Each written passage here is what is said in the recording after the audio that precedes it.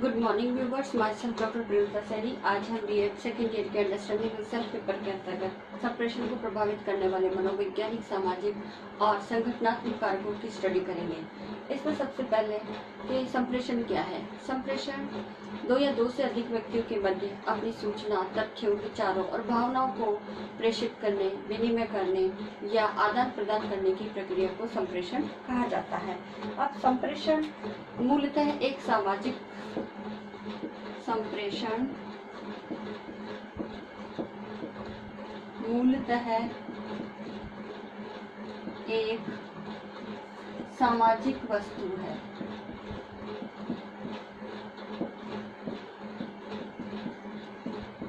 अब सामाजिक होने के कारण संप्रेषण का उपयोग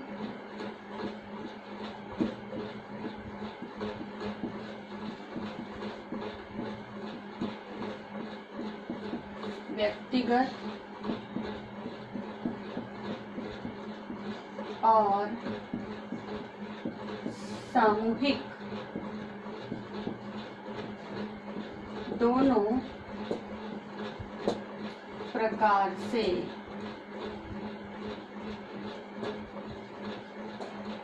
किया जा सकता है।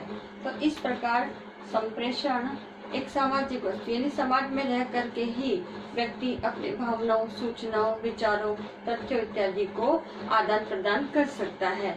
और संप्रेषण का यूज व्यक्ति अपने व्यक्तिगत लेवल पर यानी इंडिविजुअल अपने लिए और सामूहिक यानी दो या दो से अधिक व्यक्तियों के मध्य संप्रेषण कर सकता है। तो संप्रेषण जो है प्रयोक्ता की दृष्टि से, संप्रेषण प्रयोक्ता यानी जो इसे यूज करता है, तो संप्रेषण प्रयोक्ता की दृष्टि से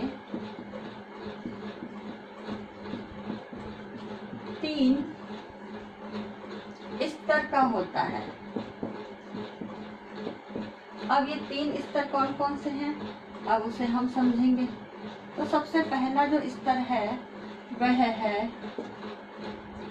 व्यक्ति का स्वयं से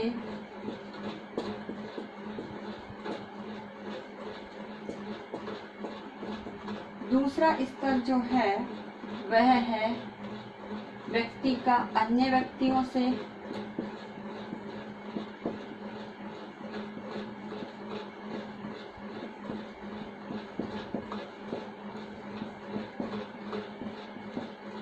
यानी ये पहला स्तर, ये दूसरा स्तर और ये तीसरा स्तर। तो व्यक्ति का समाज से।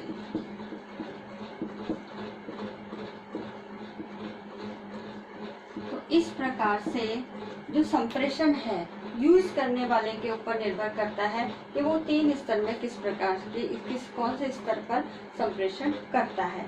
अब व्यक्ति का समाज से यानी हो गया सामाजिक संदर्भ,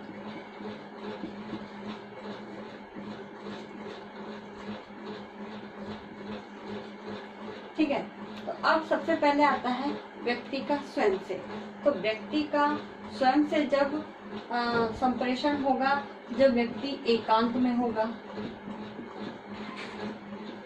तो एकांत में रह करके ही व्यक्ति अपने आप से बातें करता है। अपने आप से बातें करता है या इसे जो व्यक्ति स्वयं से संप्रेषण करता है इसे व्यक्तिगत संप्रेषण कहते हैं।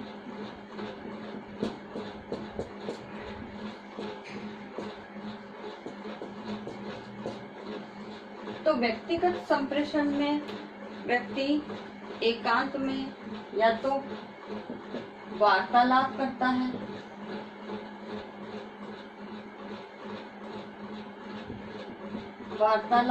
है, या एकांत में वो गाना गाता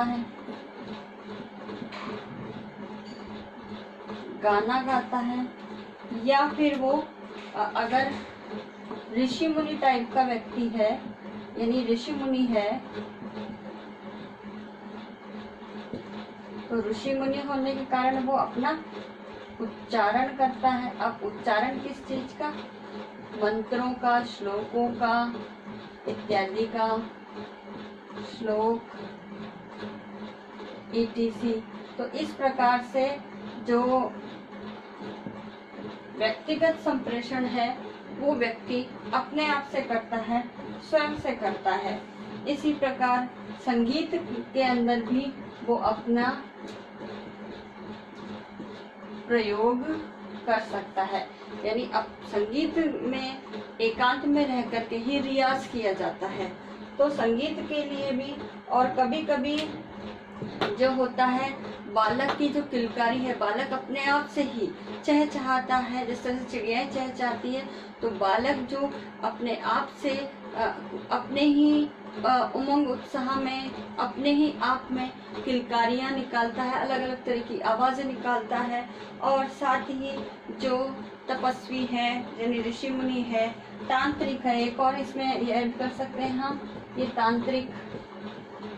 तांत्रिक है, पुजारी है मंदिर का, वह भी क्या करता है, अब अकेले में अपने आप से ही संप्रेषण करता है। और ये संप्रेषण क्यों करते हैं, ताकि अभिष्ट की सिद्धि हो सके, यानी जो वो चाहते हैं मंत्र उच्चारण के द्वारा उस अभिष्ट को सिद्ध कर सके।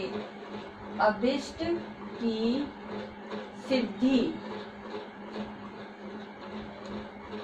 सिद्धि हेतु वो अपने आप से क्या करते हैं, संप्रेषण करते हैं। तो इस प्रकार से इसके और भी एग्जाम्पल है, जैसे कभी कभी अंधेरा होता है तो अंधेरे को देख करके भी बालक अपने आप से बातें करता है। और इस प्रकार अपने, और आज के इस आधुनिक समय में मानसिक तनाव का जो समय गुजर रहा है, और इस कोरोना महामारी के दौर में भी व्यक्ति को अकेला कर दिया है। 2 या 2 से अधिक व्यक्ति अपने आसपास संप्रेषण नहीं कर सकते, उसमें भी 2 गज की जो सोशल डिस्टेंसिंग है उसका पालन करना अनिवार्य है। तो इस प्रकार आज जो इस व्यक्तिगत संप्रेषण या व्यक्ति का स्वयं से ही संप्रेषण बहुत अधिक हो रहा है। व्यक्ति एकांतवास का जीवन व्यतीत कर रहा है, और इस एकांत में रह करके अपने आप से बातें करना ही व्यक्तिगत संप्रेषण कहलाता है। दूसरा है व्यक्ति का अन्य व्यक्तियों से संप्रेषण। अब व्यक्ति का अन्य व्यक्ति से संप्रेषण है तो 2 व्यक्तियों के मध्य, अब 2 व्यक्तियों के मध्य, तो 2 व्यक्तियों के मध्य जो है वो वार्तालाप हो सकता है, वार्तालाप हो सकता है। और ये जो वार्तालाप है वो उद्देश्यपूर्ण भी हो सकता है, यानी किसी उद्देश्य को लेकर के भी हो सकता है, और निरुद्देश्य भी हो सकता है। तो ठीक है, तो ये जो वार्तालाप है 2 व्यक्तियों के मध्य या 2 या कुछ व्यक्तियों के मध्य, तो ये जो वार्तालाप है वो उद्देश्यपूर्ण और निरुद्देश्य यानी उद्देश्यहीन भी हो सकता है। और ये जो वार्तालाप किया जाता है वो सामान्य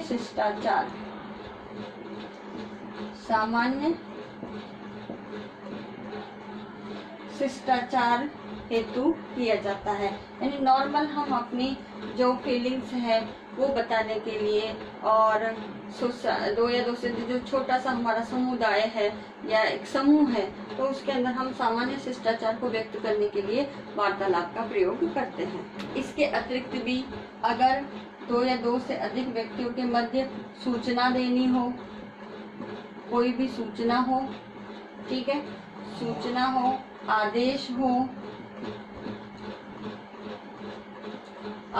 हो या फिर स्नेह पूर्वक वार्तालाप हो, ये वार्तालाप तो हो गया, मंत्रणा हो, आत्म अभिव्यक्ति हो, तो इन सब के लिए भी 2 या 2 से अधिक व्यक्तियों के मध्य वार्तालाप होता है। तो किसी भी प्रेम पूर्वक स्नेह के साथ आपस में बातचीत करना भी संप्रेषण ही है। और तीसरा जो संप्रेषण आता है वो आता है व्यक्ति का समाज से। तो समाज से जो संप्रेषण होता है वो आपस में बड़े पैमाने पर होता है। पहली बात तो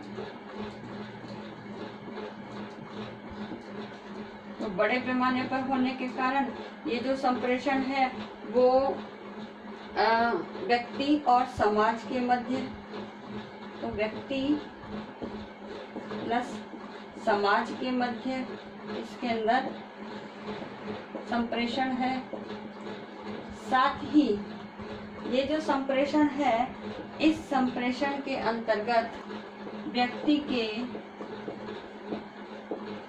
सामाजिक व्यवहारों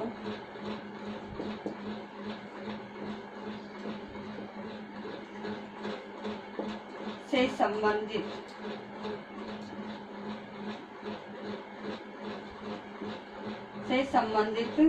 ये संप्रेषण होता है। यानी समाज में रह करके हम विभिन्न या एक बहुत बड़े समाज के समूह, चाहे जाति है, चाहे वर्ग है, या धर्मों से रिलेटेड है, तो एक बहुत बड़े जनसंख्या के समूह से हम संप्रेषण करते हैं। तो इस संप्रेषण के अंतर्गत हमारे सामाजिक व्यवहार भी दिखाई देते हैं। साथ ही व्यक्ति का समाज के मध्य संप्रेषण होता है। तो इस प्रकार प्रयोक्ता की दृष्टि से 3 स्तर पर संप्रेषण होता है। व्यक्ति का स्वयं से, व्यक्ति का अन्य व्यक्तियों से, जिसमें 2 या 2 से थोड़े से अधिक व्यक्ति होते हैं, और व्यक्ति का समाज से, जिसमें बड़े पैमाने पर जनसंख्या के विशाल समूह से वह अपने संप्रेषण करता है।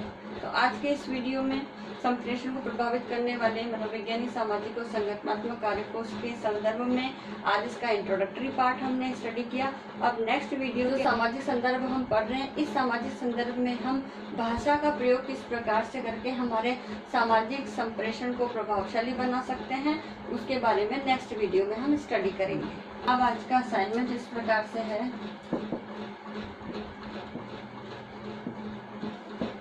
इसमें क्वेश्चन आपको दिया जाता है कि प्रयोक्ता की दृष्टि से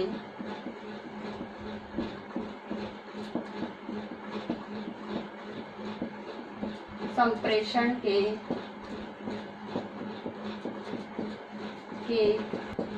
स्तरों का उदाहरण सहित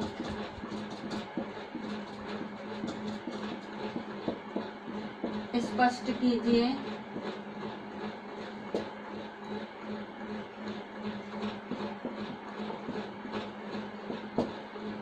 और इस कोरोना महामारी के दौर में आप अपने घर में रहिए, सुरक्षित रहिए, जहाँ तक हो सके घर से बाहर नहीं निकलिए।